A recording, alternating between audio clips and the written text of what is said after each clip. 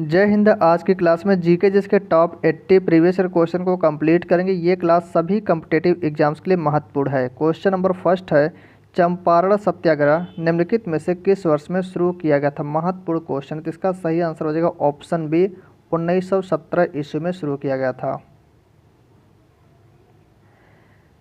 1932 का पूना पैक्ट महात्मा गांधी और किनके बीच एक समझौता था। तो 1932 में जो पूना पैक्ट हुआ था यह महात्मा गांधी और BR अम्बेडकर के बीच हुआ था। Option A. 1799 ईस्वी में श्रीरंगपट्टनम की लड़ाई में अंग्रेजों ने किसे हराया था। अंग्रेजों ने किसे हराया था, तो इसका सही आंसर ऑप्शन बी हो जाएगा, टीपू सुल्तान को हराया था।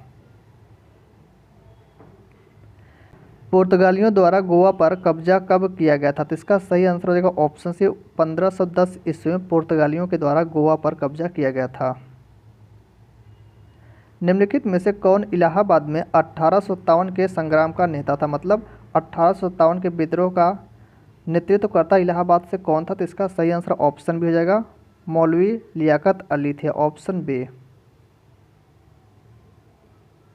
1872 में भारत के वायसराय लॉर्ड मेयो की हत्या में की गई थी। मतलब कहाँ पर इनकी हत्या की गई थी, तो इसका आंसर हो जाएगा ऑप्शन बी, पोर्ट ब्लेयर, अंडमान निकोबार में की गई थी।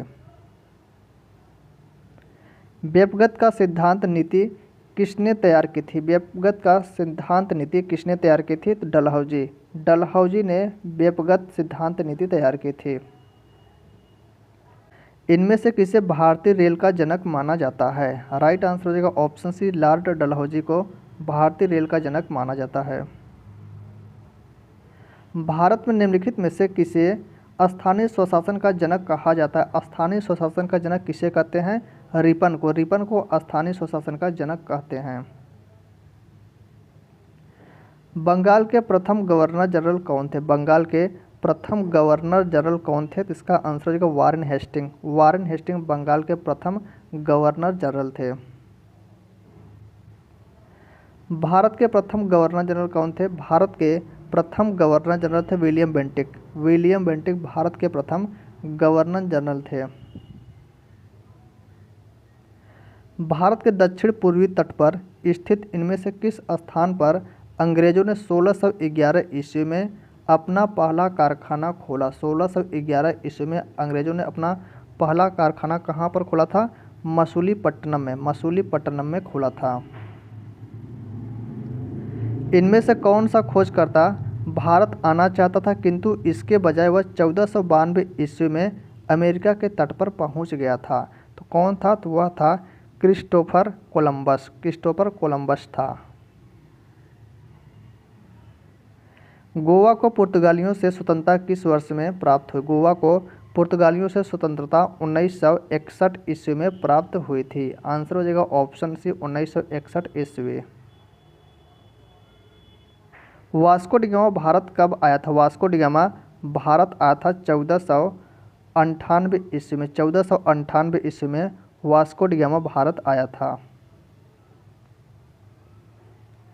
दक्षिण अफ्रीका में 21 साल से अधिक रहने के बाद महात्मा गांधी भारत लौटे थे। कब लौटे थे, तो 9 जनवरी 1915 को। 9 जनवरी 1915 को महात्मा गांधी दक्षिण अफ्रीका से भारत वापस आए थे। इसीलिए 9 जनवरी को प्रवासी दिवस, भारतीय प्रवासी दिवस मनाया जाता था। आंसर हमारा हो जाएगा ऑप्शन है 1915 ईस्वी।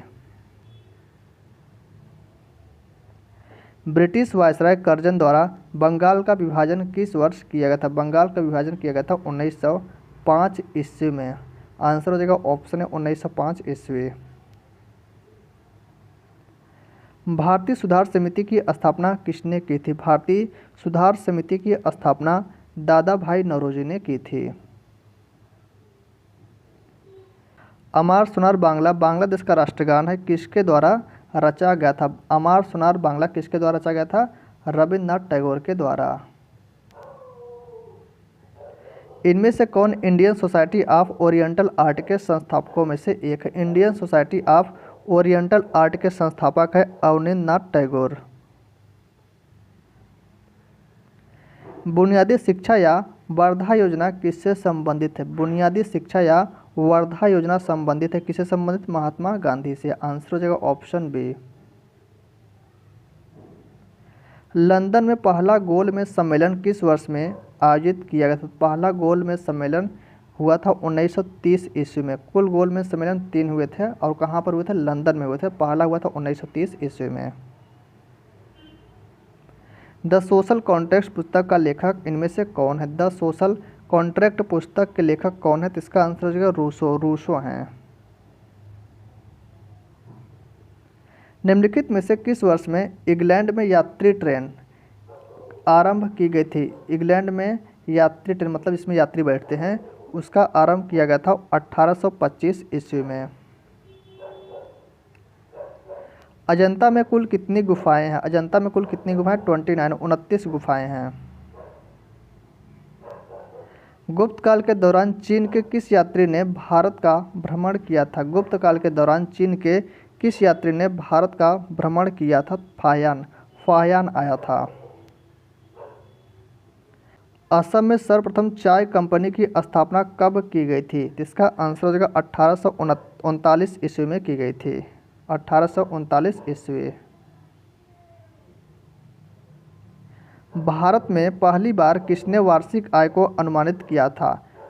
मतलब भारत में पहली बार वार्षिक आय की गणना किसने की थी? तो दादा भाई नौरोजी ने की थी।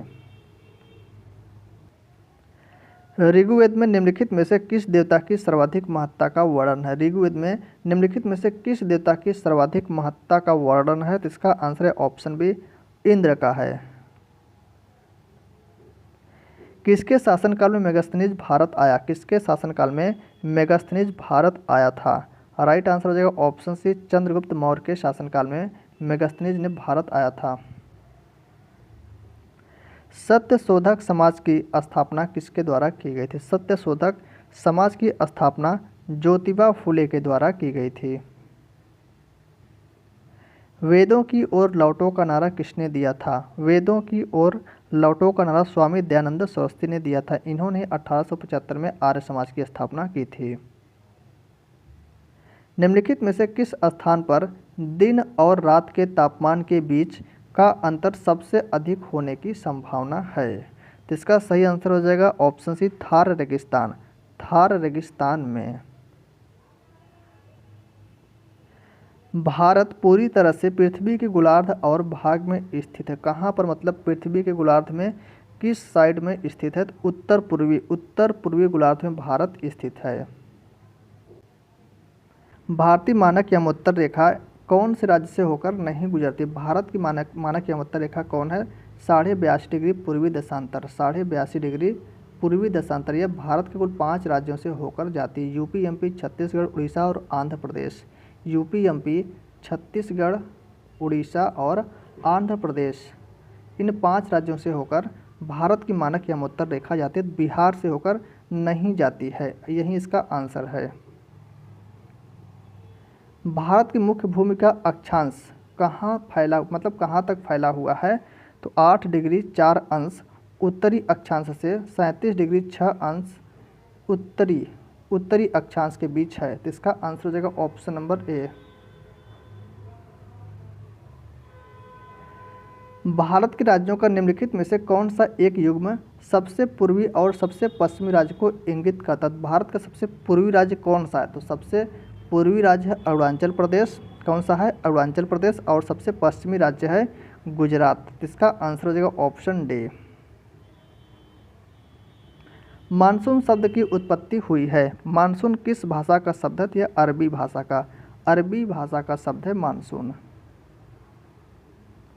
बंगाल की खाड़ी में बने चक्रवातों की सामान्य दिशा क्या होती है? बंगाल की खाड़ी में जो चक्रवात बनता है उसकी सामान्य दिशा पूछा है, तो उसकी दिशा होती है पूर्व से पश्चिम की ओर होती है। मानसून पूर्व वर्षा जो केरल, मानसून से जो पहले वर्षा होती है उसी की बात हो रही है, जो केरल और कर्नाटक के तटीय क्षेत्रों में एक सामान्य घटना है, को स्थानीय तौर पर के नाम से, मतलब स्थानीय तौर पर इसे किस नाम से जाना जाता है? जो मानसून से पहले वर्षा होती है तो उसे कहते हैं आम्र वर्षा। क्या कहते हैं? उसे आम्र वर्षा कहते हैं। दक्षिण पश्चिम डैश मानसून मानसून में उत्पन्न होता है, मतलब पूछा है दक्षिण पश्चिम मानसून किस सागर में उत्पन्न होता है, तो यह अरब सागर में दक्षिण पश्चिम मानसून उत्पन्न होता है। भारत के पश्चिमी तटों में ग्रीष्म में मतलब गर्मी में अति उच्च वर्षा मुख्यतः किसके कारण होती है, मतलब गर्मी में सबसे अधिक वर्षा किसके कारण होती है, तो यह पूछा है प्रश्न।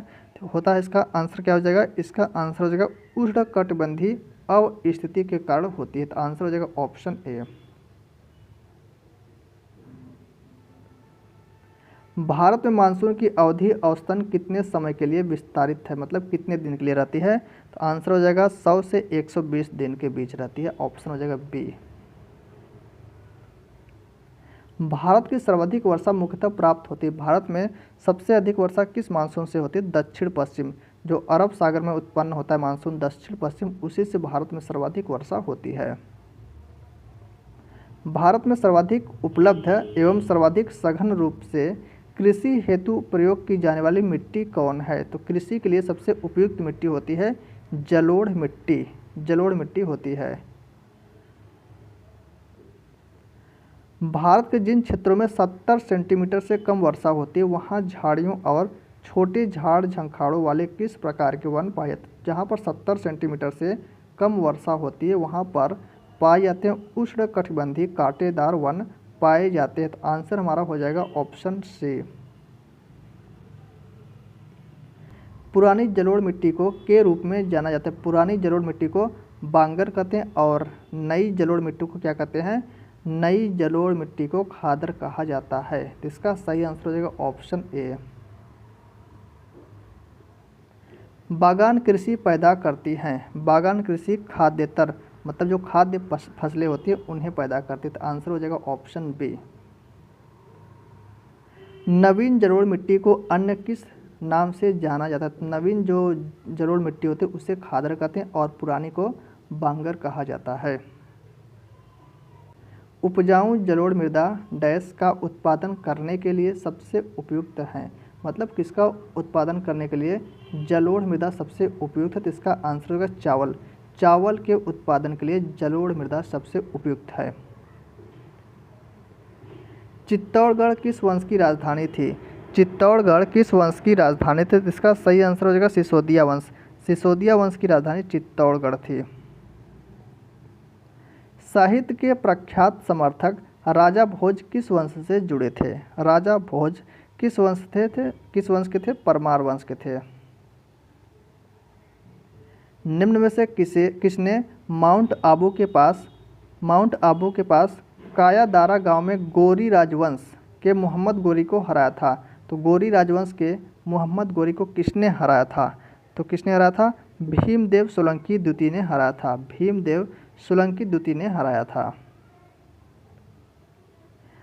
भारत में राष्ट्रीय पंचायती राज दिवस मनाया जाता है, भारत में राष्ट्रीय पंचायती राज दिवस 24 अप्रैल को मनाया जाता है, तो इसका करेक्ट आंसर हो जाएगा 24 अप्रैल, ऑप्शन डी। अंतर्राष्ट्रीय मातृभाषा दिवस कब मनाया जाता है, अंतर्राष्ट्रीय मातृभाषा दिवस मनाया जाता है 21 फरवरी को। निम्नलिखित में से किस तारीख को अंतर्राष्ट्रीय बाघ दिवस के रूप में मनाया जाता है, अंतर्राष्ट्रीय बाघ दिवस 29 जुलाई को मनाया जाता है। भारतीय निर्वाचन आयोग द्वारा राष्ट्रीय मतदाता दिवस कब मनाया जाता है, राष्ट्रीय मतदाता दिवस 25 जनवरी को मनाया जाता है। The wings of fire Bharat के निम्नलिखित में से किस राष्ट्रपति की आत्मकथा है, तो यह किसकी आत्मकथा है, APJ Abdul Kalam, doctor APJ Abdul Kalam की आत्मकथा है द विंग्स ऑफ फायर। विश्व में सर्वाधिक जैव विविधता कहाँ पाई जाती है, विश्व में सर्वाधिक जैव विविधता पाई जाती है भूमध्य रेखा के पास, कहाँ पर, भूमध्य रेखा के पास पाई जाती है। हिमेटोलॉजी का अध्ययन से संबंधित है, हिमेटोलॉजी किसके अध्ययन से संबंधित है, तो यह संबंधित है किसके अध्ययन से, रक्त के अध्ययन से संबंधित है। मार्फोलॉजी क्या है, मार्फोलॉजी क्या है, तो यह है जीव की आकृति, उसकी संरचना और विशिष्ट संरचनात्मक गुणों का अध्ययन है मार्फोलॉजी। सापेक्षता का सिद्धांत संबंधित है। सापेक्षता का सिद्धांत किसने दिया था? तो ये सिद्धांत दिए थे आइंस्टीन, अल्बर्ट आइंस्टीन ने दिया था। सोडा वाटर में कौन सी गैस पाई जाती है? सोडा वाटर में पाई जाती है CO2 गैस, और जिसकी प्रकृति पूछा गया प्रश्न, तो जिसकी प्रकृति होती है अम्लीय। सोडा वाटर में जो कार्बन डाइऑक्साइड गैस पाई जाती है उसकी प्रकृति अम्लीय होती है। यह प्रश्न एग्जाम्स में पूछा गया है। तो हमारा आंसर हो जाएगा ऑप्शन सी, कार्बन डाइऑक्साइड अर्थात CO2 गैस। निम्नलिखित में से किसका उपयोग जल के शुद्धिकरण के लिए किया जाता है? तो जल के शुद्धिकरण के लिए फिटकरी का प्रयोग करते हैं। इसका रासायनिक सूत्र क्या होता है? K2SO4 Al2SO4 thrice 24H2O। K2SO4 Al2SO4 thrice यहाँ पर हो जाएगा इंटू 24H2O, 24 यहाँ पर H2O। तो प्रश्न पूछा था फिटकरी में जल के कितने अणु होते हैं? तो फिटकरी में जल के टोटल 24 अणु होते हैं। बताएंगे फिटकरी में जल के कितने अणु होते हैं? 24 अणु होते हैं। तो हमारा आंसर है ऑप्शन ए। कंप्यूटर प्रोग्रामिंग में वायरस का सही पूर्ण रूप क्या है? तो वायरस का सही पूरा नाम पूछा गया है। इसका पूरा नाम होता है vital information resources under seize. Vital information resources under seize, ये वायरस का पूरा नाम है। डिजिटल इमेज के संबंध में DPI का पूर्ण रूप क्या है? DPI का पूर्ण रूप होता है डॉट्स पर इंच। क्या होता है? डॉट्स पर इंच अर्थात डॉट्स प्रति इंच। आंसर है ऑप्शन बी। 10 निबल्स कितने बिट के बराबर होते हैं? एक निबल बराबर होता है एक निबल बराबर होता है 4 बिट। 4 बिट। तो यहाँ पर पूछा 100 निबल, तो 100 निबल कैसे होंगे? इसमें 100 को गुणा कर देंगे तो मल्टीप्लाई 100 हो जाएगा, तो 100 निबल बराबर हो जाएगा। इधर भी 100 से गुणा कर देंगे तब, तो इधर होगा 400 बिट। तो 100 निबल बराबर हो जाएगा हमारा 400 बिट। आंसर है ऑप्शन बी। MS वर्ड में कंट्रोल A कुंजी का कार्य है। कंट्रोल A का कार्य होता है सभी टेक्स्ट को चुनना, मतलब ऑल सेलेक्ट इसे बोलते हैं। क्या बोलते हैं? ऑल सेलेक्ट, मतलब सभी टेक्स्ट को चुनना। और कंट्रोल B का कार्य क्या होता है? कंट्रोल B क्या होता है? कंट्रोल C क्या होता है? कंट्रोल V क्या होता है? कंट्रोल Y क्या होता है? कंट्रोल Z क्या होता है? इन सब के बारे में जानना चाहिए। तो चलिए जान लेते हैं। कंट्रोल B का मतलब होता है बोल्ड। क्या होता है? बोल्ड। कंट्रोल C का मतलब होता है कॉपी, किसी टेक्स्ट को कॉपी करना। कंट्रोल V का मतलब होता है पेस्ट, मतलब कॉपी जो किए उसे पेस्ट करिए कहीं पर, तो इसका मतलब होता है पेस्ट करना। ठीक है। कंट्रोल Y का मतलब होता है रीडो। और कंट्रोल Z का मतलब होता है अनडू, मतलब जो कार्य किए हैं उसे अनडू, मतलब जो पहले था उसमें कर दीजिए, तो इसका मतलब होता है अनडू। तो ये सभी कुंजी जो है इम्पोर्टेंट है। ऑप्शन डी इसका करेक्ट आंसर है। और कंट्रोल X एक होता है CTRL। कंट्रोल X मतलब होता है कट करना, टेक्स्ट को कट करना। तो ये सभी किस में होते हैं? MS वर्ड में होते हैं। ये सभी महत्वपूर्ण कुंजियाँ हैं। CDMA का पूर्ण रूप है। CDMA का आपसे पूरा नाम पूछा है, तो इसका पूरा नाम होता है code division multiple access. Code division multiple access. Web पेजों के संदर्भ में SEO का क्या अर्थ है? तो सर्च इंजन ऑप्टिमाइजेशन इसका पूरा नाम है। आंसर हमारा हो जाएगा search engine optimisation, option A. एक माइक्रोफोन परिवर्तित करता है, मतलब किसको किसमें परिवर्तित करता है? तो माइक्रोफोन जो होता है ध्वनि ऊर्जा को विद्युत ऊर्जा में कन्वर्ट करता है, अर्थात परिवर्तित करता है। तो ऑप्शन ए इसका करेक्ट आंसर है। ठोस से गैसीय माध्यम में जाने पर ध्वनि की गति, तो ध्वनि की गति सबसे अधिक किसमें होती है? ध्वनि की गति सबसे अधिक होती है ठोस में। और ध्वनि किसमें यात्रा नहीं कर सकती है? ध्वनि यात्रा नहीं कर सकती है निर्वात में। निर्वात में ध्वनि यात्रा नहीं कर सकती। और ध्वनि